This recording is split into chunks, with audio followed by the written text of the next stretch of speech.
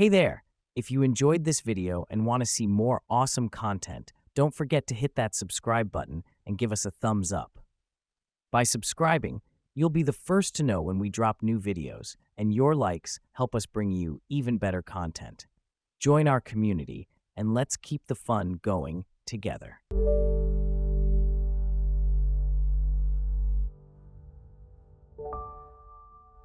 They did not return from the hike. Everyone is suspected. Everyone has an alibi. Carolyn, who participated in the search for the missing group, reflects, only something extraordinary could have scared people like the Dyatlov group. The whistling of the wind, the noise of a celestial phenomenon, even a single shot could not have scared them. Only an armed group of people, no less than 10, could have frightened the Dyatlov group, but no traces of outsiders were found near the tent. 64 versions. Reflecting on the tragic events on the slope of Mount Kolat-Syakhl, we recall a film based on Agatha Christie's novel, The Tragedy at Marsden Manor. Hercule Poirot receives a letter from a small Yorkshire town. The letter describes a monstrous murder. Poirot, along with his faithful friend Hastings, immediately rushes to the crime scene. They arrive at the author of the letter, who turns out to be the owner of a small hotel. He says he wrote a detective story, but can't figure out who the murderer is. Everyone is under suspicion, but each has an alibi. So he asks Poirot to help figure out who the killer is. For the first time, the great detective is at a loss, rushing 170 miles to help a graphomaniac. This had never happened in his practice. The story of the Dyatlov group's death is not at all graphomaniac, but resembles a detective story. Everyone has an alibi, and there is a persistent feeling that someone cleverly and calculatingly staged everything. In search of a solution, every detail works differently on this or that version, depending on the point of view and the logic of events constructed by the researcher. There are 64 versions trying to explain what happened on the night of February 1–2, 1959, in the mountains of the northern Urals. Each version is imperfect, but let's be fair. Each has something reasonable, sensible, convincing. With great enthusiasm, you get acquainted with them, but none provides a convincing picture of events where every fact of the tragedy fits without falling out and spoiling the plot. Let's try to figure out who is to blame, who is involved in the tragedy, and who has an alibi. Let's start from the starting point, the group's departure from Sverdlovsk. The hike was not just a test of oneself in extreme conditions. It was a lifelong passion, a pastime comparable to youth activities in those years. In the 50s of the last century, the range of activities for a young person in their free time was much narrower than it is now. What could a student do in their spare time back then? Join the Komsomol, participate in amateur performances, act in amateur plays, and of course tourism. It was at the top of the list for many students. Getting a voucher to a sanatorium or a rest house without being in the Komsomol was difficult. Student camps began to appear en masse only in the 60s, so holidays for students were naturally associated with hiking. Tourism means new friends, testing oneself. As noted by the veteran of the Ural Polytechnic Institute's tourism movement, Evgeny Zinoviev, we returned from a hike as if reborn, united, mature, full of vivid impressions. Back then, people were proud of the Tourist of the USSR badge and wore it on their chest. Weekend hikes were extremely popular. Such a hike could be joined by strangers. I remember a typical announcement in the evening Moscow.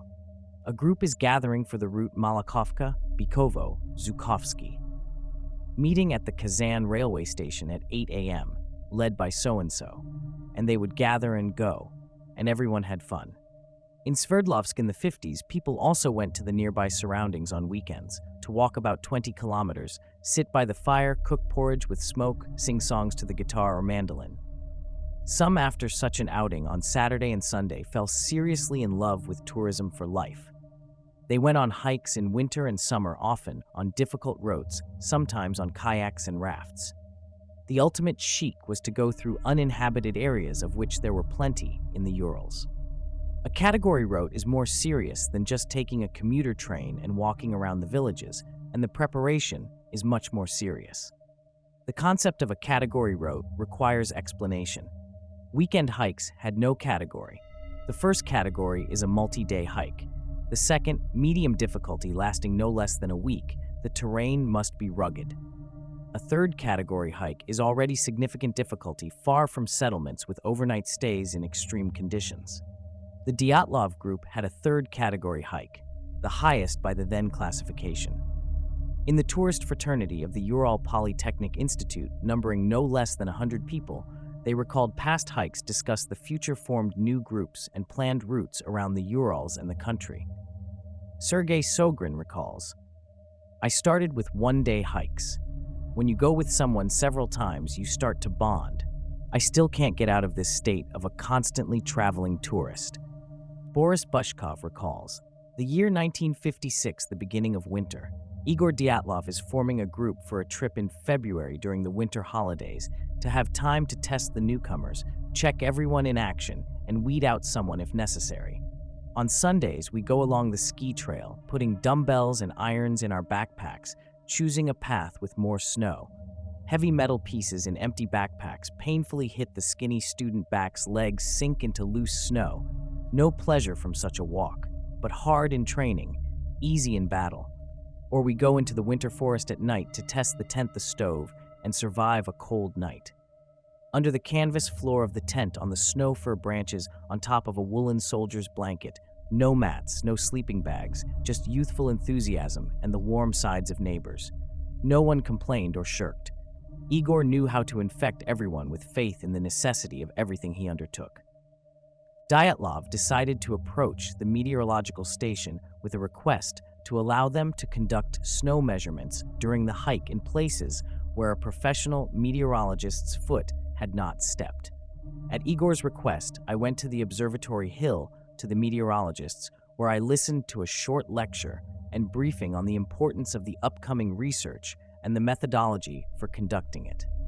Under a receipt, they gave me equipment, a heavy device resembling a recoilless rifle tube rather than a device for field tests.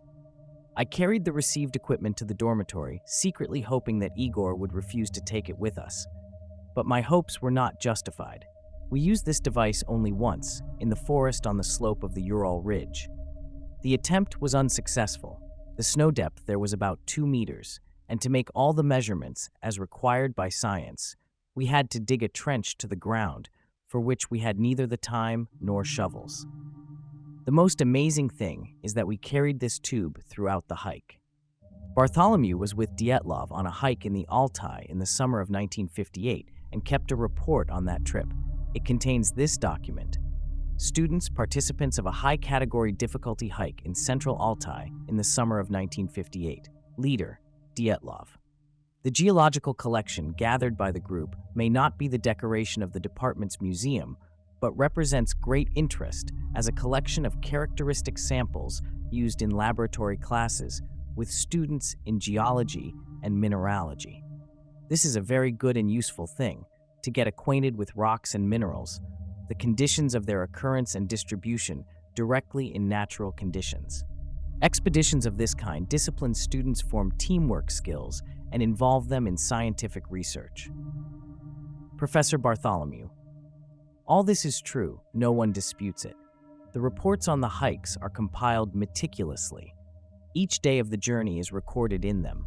The route, weather conditions, distance covered, the condition of the participants, and much more.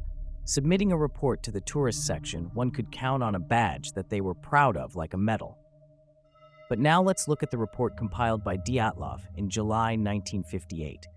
July 17, sunny in the morning, the group is assembled. Equipment check, and at 10 we set out. After 4 hours, the route crosses a glacier. The weather worsens, snow pellets fall. We walk on the glacier with rope insurance. Comrade X falls into a crevasse. The depth is about 10 meters. The cry falls silent. We run to the edge of the crevasse. We see Comrade X, arms spread out, lying motionless. We lower the rescue rope. X grabs the rope. We pull the injured person up. Fortunately, he got off with fright and bruises, but his backpack remained at the bottom of the crevasse. The weather does not improve. We set up tents. We wait for good weather. During the hike, there was an incident when a participant fell into a glacier crevasse. Fortunately, they were lifted out alive. This is to say that Dyatlov counted on luck. And in this winter hike to the northern Urals, he would have been lucky too, but something went wrong.